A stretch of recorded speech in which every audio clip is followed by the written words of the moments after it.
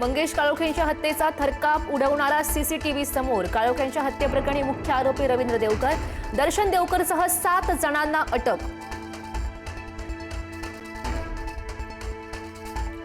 तटकरेंच्या सुतारवाडीत काळोखेंच्या हत्येचा कट शिजला। सुनील तटकरे रायगडचे आकाश, शिवसेना आमदार महेंद्र थोरवेंचा आरोप। हत्येमागे राष्ट्रवादीचा हात असल्याचाही गंभीर आरोप।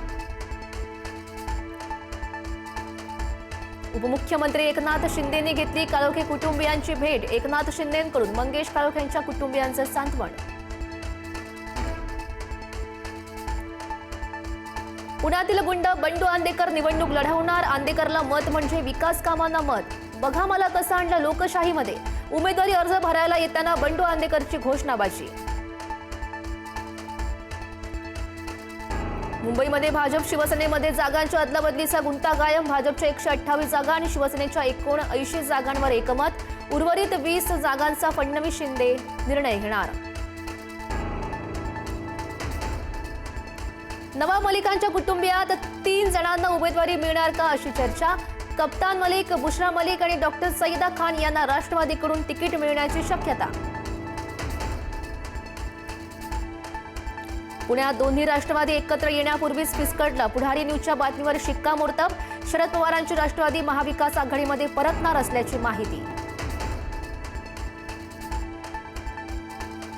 युतीच्या चर्चा फिसकटल्यानंतर दोनही राष्ट्रवादी एकत्र येण्यासाठी अजित पवार घेणार पुढाकार। अजित पवार स्वतः वरिष्ठांशी करणार चर्चा।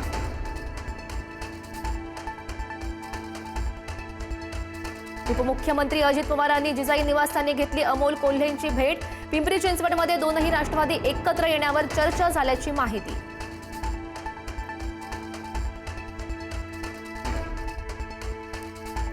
कल्याण डोंबिवलीसाठी मनसेनं एबी फॉर्म दिले। माजी आमदार राजू पाटील एबी फॉर्म घेऊन कल्याण डोंबिवलीला रवाना।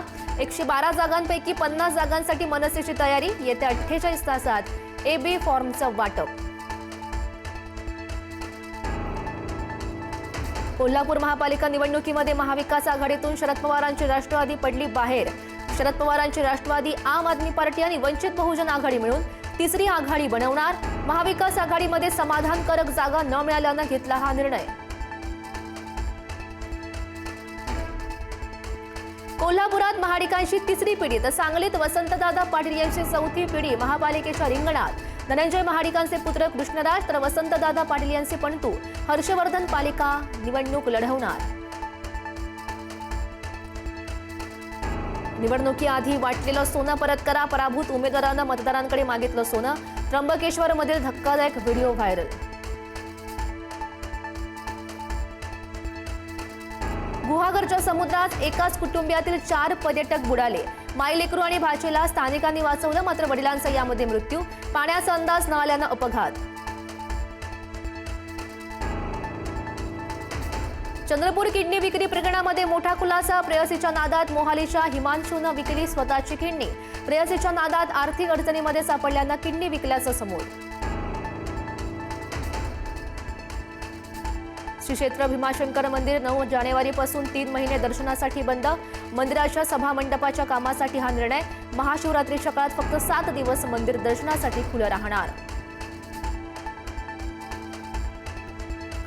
शेगाव येथील श्री संत गजानन महाराजांचं मंदिर 31 डिसेंबरला दर्शनासाठी रात्रभर खुलं असणार। नवीन वर्षाच्या निमित्ताने येणाऱ्या लाखो भाविकांची गैरसोय होऊ नये यासाठी हा निर्णय।